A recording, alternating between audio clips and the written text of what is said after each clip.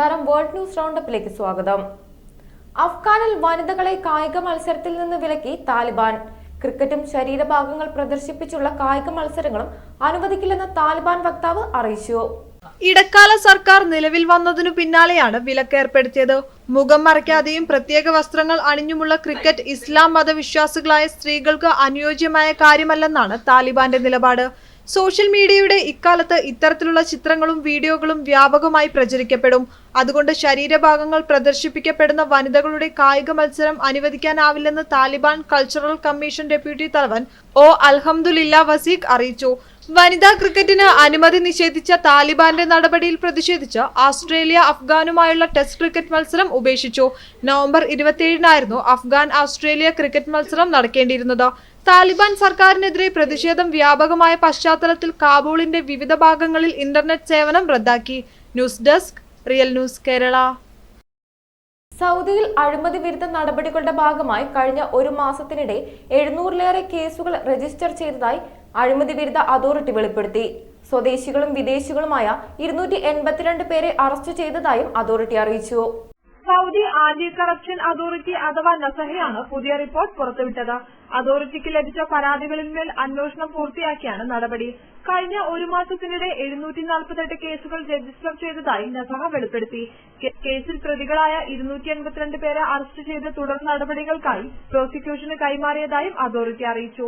പ്രതിരോധം, ആഭ്യന്തരം, ആരോഗ്യം, നീതിന്യായം, നഗരഗ്രാമകാര്യം, പരിസ്ഥിതി, പാർപ്പിടകാര്യം, വിദ്യാഭ്യാസം, കൃഷി, മാനവശേഷി, ഹജ്ജ്, ഉംറ, ഗതാഗത മന്ത്രാലയങ്ങളിലെ ഉദ്യോഗസ്ഥരാണ് പിടിയിലായത്. പിടിയിലായവരിൽ സ്വദേശികൾക്ക് പുറമെ വിദേശികളും ഉൾപ്പെടും. കൈക്കൂലി, വ്യാജരേഖ ചമയ്ക്കൽ, അധികാര ദുർവിനിയോഗം, സാമ്പത്തിക വഞ്ചന എന്നീ വകുപ്പുകൾ ചേർത്താണ് കേസുകൾ രജിസ്റ്റർ ചെയ്തത്. കേസുകളിൽ നടപടി പൂർത്തിയാക്കി കുറ്റപത്രം കോടതിയിലേക്ക് കൈമാറുവാനുള്ള നിയമ നടപടികൾ സ്വീകരിച്ചു വരുന്നതായും അതോറിറ്റി അറിയിച്ചു. സൗദിയിൽ കിരീടാവകാശിയുടെ കീഴിൽ അഴിമതി വിരുദ്ധ നടപടികൾ ശക്തമായി തുടർന്നു വരികയാണ്. സർക്കാർ സ്വകാര്യ കേന്ദ്രങ്ങളുമായി ബന്ധപ്പെട്ട അഴിമതി വിവരങ്ങൾ നസഹയെ അറിയിക്കുന്നതിന് നിരന്തരം ബോധവൽക്കരണം നടത്തിവരുന്നുണ്ട്. News desk, real news Kerala. PhDക്കോ ബിരുദാനന്തര ബിരുദത്തിനോ ഇക്കാലത്ത് വിലയില്ലെന്ന് അഫ്ഗാനിസ്ഥാനിലെ പുതിയ വിദ്യാഭ്യാസ മന്ത്രി. ഹൈസ്കൂൾ വിദ്യാഭ്യാസം പോലും ഇല്ലാത്ത മൗലവിമാരാണ് ഇപ്പോൾ അഫ്ഗാനിസ്ഥാൻ ഭരിക്കുന്നതെന്നും അതുകൊണ്ട് തന്നെ വിദ്യാഭ്യാസ യോഗ്യതകൾക്കൊന്നും സ്ഥാനമില്ലെന്നും താലിബാൻ ഭരണകൂടത്തിന്റെ വിദ്യാഭ്യാസ മന്ത്രി വ്യക്തമാക്കി. PhDക്കോ ബിരുദാനന്തര ബിരുദത്തിനോ ഇന്ന് വിലയില്ല. മൗലികന്മാരും താലിബാനുമാണ് ഇന്ന് അധികാരത്തിൽ. അവർക്ക് PhDയോ MAയോ ഹൈസ്കൂൾ ബിരുദമോ പോലുമില്ല. പക്ഷേ മഹത് വ്യക്തികളാണ്. ഷെയ്ഖ് നൂറുള്ള വ്യക്തമാക്കി. വാർത്താ സമ്മേളനത്തിലാണ് അദ്ദേഹത്തിന്റെ വിശദീകരണം. ഇതിന്റെ വീഡിയോ സമൂഹ മാധ്യമങ്ങളിൽ പ്രചരിക്കുകയാണ്. അതേസമയം രാജ്യത്ത് ശരിയത്ത് നിയമങ്ങൾ ഉയർത്തിപ്പിടിക്കുമെന്ന് പുതിയ അഫ്ഗാൻ പരമോന്നത നേതാവ് ഹിബതുള്ള അബ്ദുൾ ഷാദ വ്യക്തമാക്കി. അധികാരത്തിൽ ഏറ്റതിനു ശേഷമുള്ള ഹിബതുള്ളയുടെ ആദ്യ സന്ദേശമാണിത്. ഇതുവരെ പൊതുരംഗത്ത് പ്രത്യക്ഷപ്പെടാത്ത ഹിബതുള്ള വാർത്താക്കുറിപ്പിലൂടെയാണ് ഇക്കാര്യം അറിയിച്ചത്. News desk, real news Kerala. ഒമാനിലെ വിദേശി ജനസംഖ്യയിൽ കുറവ്. മൊത്തം ജനസംഖ്യയുടെ 37.10% വിദേശികളുടെ എണ്ണം. സെപ്റ്റംബർ 4 വരെയുള്ള കണക്കനുസരിച്ച് 44.16 ലക്ഷമാണ് ഒമാനിലെ ജനസംഖ്യ. ഇതിൽ 16.37 ലക്ഷമാണ് വിദേശികളുടെ എണ്ണം. മഹാമാരിയെ തുടർന്നുള്ള വിദേശികളുടെ കൊഴിഞ്ഞുപോക്കിന്റെ ഫലമായി കഴിഞ്ഞ 2 വർഷ കാലയളവിനിടയിൽ ഒമാനിലെ മൊത്തം ജനസംഖ്യയിൽ 5%-ലേറെ കുറവാണ് ഉണ്ടായതെന്നും ദേശീയ സ്ഥിതിവിവര കേന്ദ്രത്തിന്റെ റിപ്പോർട്ടിൽ പറയുന്നു. 2017 മൊത്തം ജനസംഖ്യയുടെ 40%-ന് മുകളിലായിരുന്നു വിദേശികളുടെ എണ്ണം. ആഗസ്റ്റ് 21 മുതൽ സെപ്റ്റംബർ 4 വരെയുള്ള 2 ആഴ്ച കാലയളവിൽ മാത്രം 17,912 വിദേശികൾ ഒമാൻ വിട്ടതായും ദേശീയ സ്ഥിതിവിവര കേന്ദ്രത്തിന്റെ കണക്കുകൾ വ്യക്തമാക്കുന്നു. ഏറ്റവും പുതിയ കണക്ക് പ്രകാരം 11.02 ലക്ഷം വിദേശികൾ സ്വകാര്യ മേഖലയിലും 39,306 പേർ സർക്കാർ മേഖലയിലുമാണ് ജോലിയെടുക്കുന്നത്. News desk, real news Kerala. UAEയിൽ വാക്സിൻ എടുക്കാത്ത വിദ്യാർത്ഥികൾ, അധ്യാപകർ, മറ്റു ജീവനക്കാർ എന്നിവർക്ക് PCR പരിശോധന സൗജന്യമാക്കി. ഓരോ 30 ദിവസത്തിനിടയിലും പരിശോധന സൗജന്യമായി ലഭ്യമാക്കുമെന്ന് ദേശീയ ദുരന്ത നിവാരണ അതോറിറ്റി അറിയിച്ചു. അബുദാബി അടക്കമുള്ള എമിറേറ്റുകളിൽ കൃത്യമായ ഇടവേളകളിൽ സ്കൂളിൽ പ്രവേശിക്കുന്നതിന് PCR പരിശോധന നടത്തണം. 12 വയസ്സിന് മുകളിൽ പ്രായമുള്ളവർ, വാക്സിൻ എടുത്തവരല്ലെങ്കിൽ ക്ലാസ്സിൽ ഹാജരാകുന്നതിന് എല്ലാ ആഴ്ചയും PCR എടുക്കേണ്ടതുണ്ട്. വാക്സിൻ എടുത്തവരും 12 വയസ്സിൽ താഴെയുള്ള വാക്സിൻ എടുക്കാത്തവരും മാസത്തിലൊരിക്കൽ PCR എടുക്കണം. സർക്കാർ സ്കൂളുകളിലെ വിദ്യാർത്ഥികൾക്ക് മാത്രമാണ് പ്രോട്ടോകോൾ ബാധകമായിട്ടുള്ളത്. ദുബായിൽ സ്കൂൾ പ്രവേശനത്തിന് വാക്സിൻ സ്വീകരിക്കണമെന്നോ നിശ്ചിത ഇടവേളകളിൽ PCR പരിശോധന നടത്തണമെന്നോ മാനദണ്ഡമല്ല. സ്കൂൾ തുറക്കുന്നതിന് നിയന്ത്രണങ്ങൾ തീരുമാനിക്കാൻ വിവിധ എമിറേറ്റുകൾക്ക് വിദ്യാഭ്യാസ വകുപ്പ് അനുവാദം നൽകിയിരുന്നു. നിലവിൽ UAE-യിലെ 90% വിദ്യാഭ്യാസ രംഗത്തെ ജീവനക്കാരും വാക്സിൻ സ്വീകരിച്ചിട്ടുണ്ട്. 36% വിദ്യാർത്ഥികളും കുത്തിവയ്പെടുത്തു. നിലവിൽ സ്കൂളുകളിൽ ഓൺലൈൻ പഠനവും നേരിട്ട് ക്ലാസ്സിലെത്തിയുള്ള പഠനവും തുടരുന്നുണ്ട്. ഒക്ടോബർ 3 മുതൽ ദുബായിൽ പൂർണ്ണമായും നേരിട്ട് ക്ലാസ്സിലെത്തുന്ന സംവിധാനത്തിലേക്ക് മാറും. News desk, real news Kerala. ഉസ്ബെക്കിസ്ഥാനിൽ സ്കൂളുകളിലെ ശിരോവസ്ത്രം വിലക്ക് നീക്കി ഭരണകൂടം. കഴിഞ്ഞ 3 പതിറ്റാണ്ടായി സ്കൂളുകളിലടക്കം മുസ്ലിം വിദ്യാർത്ഥിനികൾ ശിരോവസ്ത്രം ധരിക്കുന്നതിന് ഏർപ്പെടുത്തിയിരുന്ന നിരോധനമാണ് ഉസ്ബെക് ഭരണകൂടം ഇപ്പോൾ പിൻവലിച്ചിരിക്കുന്നത്. വിദ്യാഭ്യാസ മന്ത്രിയാണ് സ്കൂളുകളിലെ ശിരോവസ്ത്ര നിരോധനം നീക്കിക്കൊണ്ടുള്ള ഉത്തരവ് പുറത്തിറക്കിയത്.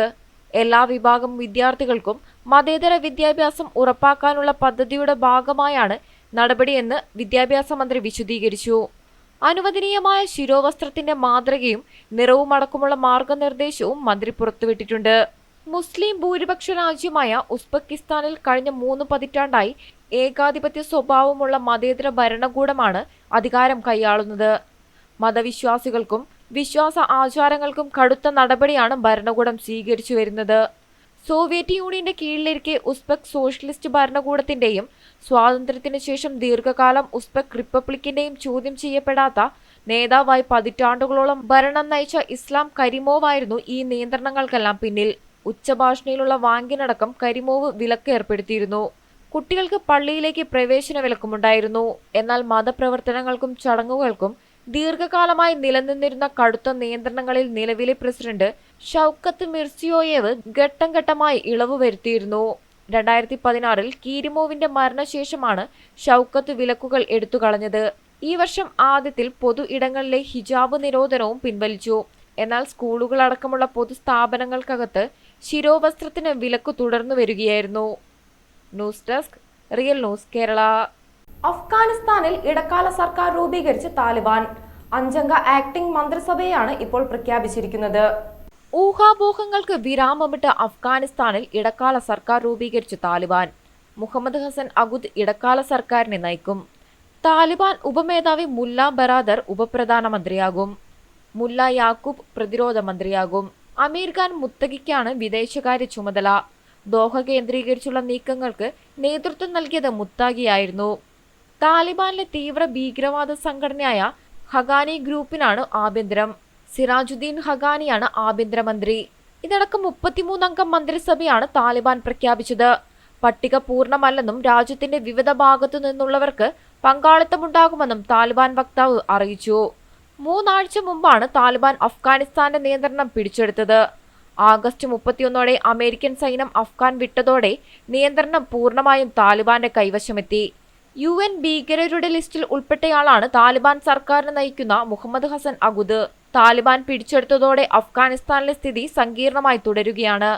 സർക്കാർ രൂപീകരണം സംബന്ധിച്ച് താലിബാന്റെ പ്രഖ്യാപനമുണ്ടായെങ്കിലും കാബൂളിൽ ജനങ്ങൾ പ്രതിഷേധം തുടരുകയാണ്. താലിബാനും പാക് സർക്കാരിനുമെതിരെ പ്രതിഷേധവുമായി ജനങ്ങൾ തെരുവിലിറങ്ങി. പ്രകടനത്തിന് നേരെ താലിബാൻ വെടിയുയർത്തു. പൻഷീർ കീഴടക്കിയ താലിബാന് പാകിസ്ഥാൻ സഹായം നൽകിയതിനെതിരെയായിരുന്നു പ്രകടനം. സ്ത്രീകളടക്കം ആയിരങ്ങളാണ് മുദ്രാവാക്യങ്ങളുമായി തെരുവിലിറങ്ങിയത്. ഒരാഴ്ചയായി ചെറുതും വലുതുമായ പ്രതിഷേധങ്ങൾ കാബൂളിൽ നടക്കുന്നുണ്ട്. News desk, real news Kerala. കുവൈത്തിൽ കൊറോണ വൈറസിന്റെ ഡെൽറ്റ വകഭേദം കണ്ടെത്തി. തുർക്കിയിൽ നിന്നെത്തിയ കുവൈറ്റ് പൗരനിലാണ് വൈറസ് ബാധ സ്ഥിരീകരിച്ചത്. ആളുകൾ ജാഗ്രത പാലിക്കണമെന്ന് ആരോഗ്യ മന്ത്രാലയം നിർദ്ദേശിച്ചു. കുവൈറ്റിലെത്തിയ ഉടനെ നടത്തിയ PCR പരിശോധനയിലാണ് കോവിഡിന്റെ ഡെൽറ്റ വകഭേദം കണ്ടെത്തിയത്. വിദേശ രാജ്യത്തു നിന്ന് കുവൈറ്റിലെത്തിയ യാത്രക്കാരന് ഡെൽറ്റ വകഭേദം കണ്ടെത്തിയെന്നും ആളുകൾ ജാഗ്രത പാലിക്കണമെന്നും കോവിഡ് എമർജൻസി കമ്മിറ്റി അധ്യക്ഷൻ ഡോക്ടർ ഖാലിദ് അൽ ജാലറ ട്വീറ്റ് ചെയ്തിരുന്നു. യാത്രക്കാരൻ ഏത് രാജ്യക്കാരനാണെന്നോ ഏത് രാജ്യത്തു നിന്നോ വ്യക്തമാക്കാതെയുള്ള ട്വീറ്റ് ഏറെ ആശങ്കകൾക്ക് ഇടയാക്കിയിരുന്നു. ഇന്ത്യയിൽ നിന്നോ അല്ലെങ്കിൽ ഈജിപ്തിൽ നിന്നോ വന്ന യാത്രക്കാരനായിരിക്കും രോഗബാധിതൻ എന്ന തരത്തിൽ സാമൂഹ്യ മാധ്യമങ്ങളിൽ വാർത്ത പ്രചരിക്കുകയും ഈ രാജ്യങ്ങളിൽ നിന്നുള്ള യാത്രക്കാർക്ക് പ്രവേശന അനുമതി നൽകിയതിന് എതിരെ കമന്റുകൾ പ്രത്യക്ഷപ്പെടുകയും ചെയ്തു. ഇതേ തുടർന്നാണ് യാത്രക്കാരൻ കുവൈറ്റ് പൗരനാണെന്നും തുർക്കിയിൽ നിന്നാണ് കുവൈറ്റിലേക്ക് വന്നതെന്നും ആരോഗ്യ മന്ത്രാലയം വ്യക്തമാക്കിയത്. News desk, real news Kerala. കുവൈത്തിൽ പ്രധാന ഹൈവേകളിൽ ഫുഡ് ഡെലിവറി ബൈക്കുകൾക്ക് വിലക്ക് ഏർപ്പെടുത്തി. ബൈക്ക് അപകടങ്ങൾ വർദ്ധിച്ചു വരുന്ന പശ്ചാത്തലത്തിലാണ് ഈ നടപടി. വിലക്ക് ഒക്ടോബർ 3 മുതൽ നിലവിൽ വരും. First ring road, fourth ring, fifth ring, sixth ring, seventh ring, 30-ാം number king Abdul Aziz road, 40-ാം number king Fahd bin Abdul Aziz road, 50-ാം number king Faisal bin Abdul Aziz road, 60-ാം number Ghazali road, ജസാ road, Jamal Abdul Nasser flyover, Sheikh Jaber പാലം എന്നീ റോഡുകളിലാണ് വിലക്ക് ഏർപ്പെടുത്തിയത്. വിലക്ക് ഏർപ്പെടുത്തുന്നതിന് മുന്നോടിയായി ഡെലിവറി കമ്പനികളുടെ ഫെഡറേഷനുമായി കൂടിക്കാഴ്ച നടത്തുകയും റോഡുകളിലെ ഡെലിവറി ബൈക്കുകളുമായി ബന്ധപ്പെട്ട വിവിധ വിഷയങ്ങൾ ചർച്ച ചെയ്യുകയും ചെയ്തിരുന്നു. ഡെലിവറി ബൈക്കുകളുടെ ബോക്സുകൾക്ക് പിന്നിൽ റിഫ്ലക്റ്റീവ് ലൈറ്റ് സ്ട്രിപ്പുകൾ സ്ഥാപിക്കാനും ആക്സസറി ബോക്സിൽ ലൈറ്റുകൾ സ്ഥാപിക്കാനും അധികൃതർ നിർദ്ദേശിച്ചിട്ടുണ്ട്. പ്രധാന റോഡുകളിൽ വിലക്കേർപ്പെടുത്തിയതിൽ കഫേ ഉടമകളുടെ യൂണിയനും ഡെലിവറി കമ്പനികൾക്കും പ്രതിഷേധമുണ്ട്. അതേസമയം ഗതാഗത വകുപ്പിന്റെ തീരുമാനം അനുസരിക്കണമെന്നും അവർ വ്യക്തമാക്കി. News desk, real news Kerala. ഒമാനിൽ താമസിക്കുന്ന വിദേശികൾ തങ്ങളുടെ റെസിഡന്റ് കാർഡുകൾ ഇനി കാലാവധി കഴിയുന്നതിന് 15 ദിവസം മുമ്പ് പുതുക്കണം. പുതിയ റെസിഡൻസ് നിയമത്തിലാണ് ഈ നിർദ്ദേശം. ഒമാൻ സുൽത്താൻ ഹൈതം ബിൻ താരിഖ് രാജകീയ ഉത്തരവിലൂടെയാണ് റെസിഡൻസ് നിയമം ഭേദഗതി ചെയ്തത്. ഇതനുസരിച്ച് ഒമാനിൽ താമസിക്കുന്ന വിദേശികൾ കാലാവധി തീരുന്നതിന് 15 ദിവസം മുൻപ് റെസിഡൻസി കാർഡ് പുതുക്കണം. നേരത്തെ കാലാവധി കഴിഞ്ഞ് 30 ദിവസത്തിനുള്ളിൽ റെസിഡൻസി കാർഡ് പുതുക്കിയാൽ മതിയായിരുന്നു. കാരണമൊന്നും പറയാതെ പുതിയ കാർഡ് അനുവദിക്കാതിരിക്കാനും പുതുക്കി നൽകാതിരിക്കാനും അനുവദിക്കരുതെന്നും പരിഷ്കരിച്ച നിയമത്തിൽ പറയുന്നു.